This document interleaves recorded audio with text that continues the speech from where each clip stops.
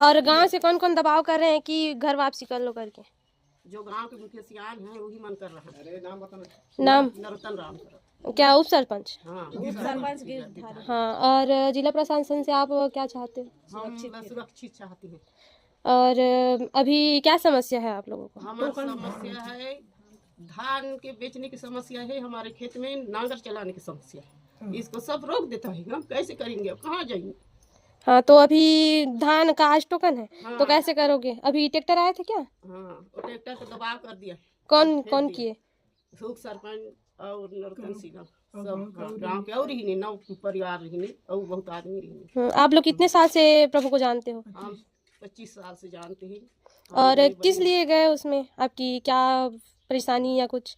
हमारी खूब परेशानी रही, तकलीफ रही, दुख रही, एक से तीज आए हैं और हम प्रभु ग्रहण करें हैं कि पिता हाँ हमला सुरक्षा राखे है अभी और हमला जीवन दे है ओकर सेती हमला नहीं छोड़ान कथन। हम मरबो ते घला मसीह में मरना है, मसीह में जीना है। और गांव के लोग अपने मूल धर्म में आओ, गांव के साथ में उठो बैठो जो भी बोल रहे हैं, तो क्या क्या बोल रहे हैं उन लोग?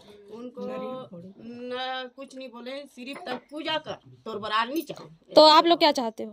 हम पूजा नहीं करन, हम बैठबो उजबो बरार रात दे देबो। हाँ, प्रभु में रहना चाहते हैं। हाँ, प्रभु रहना चाहते हैं, हम पूजा कर प्रेज द लॉर्ड। मोर ख्रीष्टीय भाई भणी माने आपण मानकु स्वागत करूछि मोसेस न्यूज टीवी रे। वर्तमान आपण माने जो वीडियो को देखिबा को पाइले से वीडियो होछि छत्तीसगढ़ आउ ठेकुना ग्रामर। मोर प्रिय भाई भणी माने आ माने जो वयस्क बापा मां मान को देखिले सेई बापा मां माने प्रभु यीशु ख्रीष्टन को ऊपर विश्वास एवं भरोसा रखती आ 25 वर्ष हैला प्रभु यीशु ख्रीष्टन को ग्रहण करियछंती। हाँ मोर प्रिय भाई भणी माने किंतु आमने शुणा को पाइलु जे से ठेकुना ग्रामर किछि लोक माने ता सहित उप सरपंच से बहुत बाध्य करुछंती मूल धर्म पाए, मूल धर्म को फेरिबा पाए। सेति पाए से बुढ़ी बापा मां माने से माने जिला प्रशासन को मध्य साहाय्य मागुछंती। हमर प्रिय भाई भणी माने आ से ग्रामर लोक माने ता सहित उप सरपंच से बुढ़ी बापा मां मान को से बुढ़ी बापा मां माने केवल प्रभु यीशु ख्रीष्टन को ग्रहण करियछंती। सेतिपाई ए ग्राम लोक माने तांको बहुत ताड़ना देउछंती। मोर प्रिय भाई बहन माने ता सहित धन मध्य बिकिवा पाए देउनांती। एपरि परिस्थिति से ग्राम रे हेइ अछि। हाँ मोर प्रिय भाई बहन माने एपरि सेमान को कष्ट दिया जाउछि, हेले मध्य से बुढ़ी मां जनक एपरि कहउछंती जे आमे यीशुंको ठारे मरिबु, यीशुंको ठारे बंचिबु। एपरि तांको कहउछंती माने निजर प्राण देवा पाए मध्य से माने पछे नांती।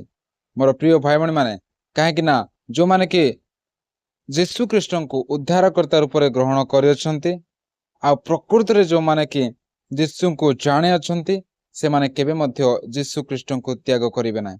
आज अनेक लोक माननकु आपण माने देखिथिबे जे किछि विरोधी लोक माने से मान को डरेले धमकेले से माने डरी जानती ता सहित यीशु ख्रीष्टन को मध्य परित्याग करती। आउ जेमिति जगत चाहूँगी से परि जीवन यापन करने मध्य से माने लगे जाती। हाँ मोर प्रिय भाई बहन मैंने किंतु यही बापा मां मान को आम देखु जे आमने बंचीबू तो यीशु ठारे मरिबू तो यीशु ठारे बोली से माने कहउछंती।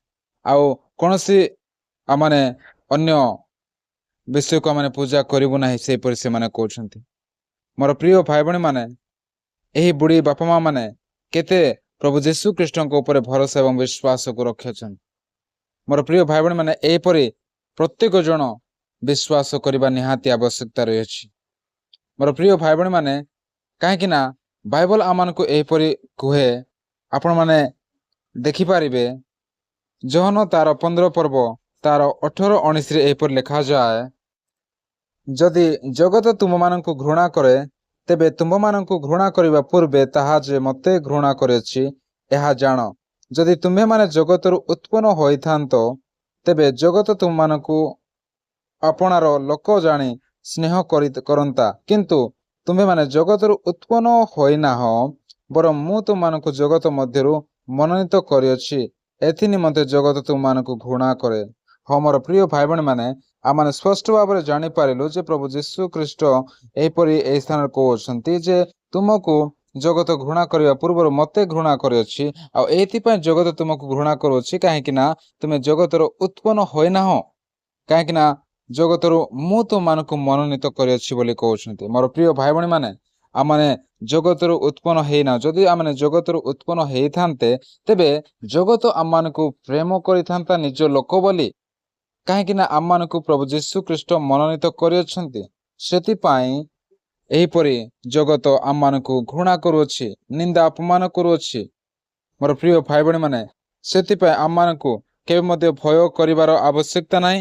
ଯୀଶୁ ଖ୍ରୀଷ୍ଟଙ୍କ ଠାରେ ବିଶ୍ୱାସ ଏବଂ ଭରସା କରି ଆଗକୁ ବଢିବା ନିହାତି ଆବଶ୍ୟକତା ରହିଛି। ଆଉ ଆମମାନେ ସେ ଠେକୁନା ଗ୍ରାମର ଯେଉଁ ପରିବାର ବୟସ୍କ ବାପା ମା ମାନେ ସେମାନଙ୍କୁ ଯେଉଁ ବିରୋଧ କରାଯାଉଛି ଆଉ ସେମାନଙ୍କୁ ମୂଳ ଧର୍ମ ଆପଣାଇବା ପାଇଁ ତାଙ୍କୁ ବାଧ୍ୟ କରାଯାଉଛି ଆଉ ପୂଜା କରିବା ପାଇଁ ଜବରଦସ୍ତି କରାଯାଉଛି। ମୋର ପ୍ରିୟ ଭାଇ ଭଉଣୀ ମାନେ, ସେଇ ପରିବାର ନିମନ୍ତେ ଆଉ ସେଇ ବାପା ମା ମାନଙ୍କ ନିମନ୍ତେ ଆପଣମାନେ ପ୍ରାର୍ଥନା କରନ୍ତୁ ଯେ ପରମେଶ୍ୱର ସେଇ ସ୍ଥାନରେ ଶାନ୍ତି ଏବଂ ପ୍ରେମକୁ ସେଇ ଗ୍ରାମରେ ଆଣନ୍ତୁ। ଆଉ ପ୍ରଭୁ ଏହି ବାପା ମା ମାନଙ୍କୁ ପ୍ରଭୁ ସୁରକ୍ଷିତ ପ୍ରଦାନ କରନ୍ତୁ। ଆଉ ପ୍ରଶାସନ ମଧ୍ୟ ତାଙ୍କୁ ଯେପରି ତାଙ୍କ ସାଥିରେ ରହି ଭଲ ଭାବରେ ନ୍ୟାୟ କରନ୍ତୁ। ସେଥିପାଇଁ ଆପଣମାନେ ଏହି ପରିବାର ନିମନ୍ତେ ବ୍ୟକ୍ତିଗତ ଜୀବନରେ ଆପଣମାନେ ଆଉ ବ୍ୟକ୍ତିଗତ ପ୍ରାର୍ଥନାରେ ନିହାତି ଏହି ପରିବାର ନିମନ୍ତେ ପ୍ରାର୍ଥନା କରିବେ। ମୋର ପ୍ରିୟ ଭାଇ ଭଉଣୀ ମାନେ, ଏ ସମୟ ପର୍ଯ୍ୟନ୍ତ ଏହି ଭିଡ଼ିଓକୁ ଆପଣମାନେ ସୁନ୍ଦର ଭାବରେ ଧୈର୍ଯ୍ୟ ସହକାରେ ଦେଖିଅଛନ୍ତି।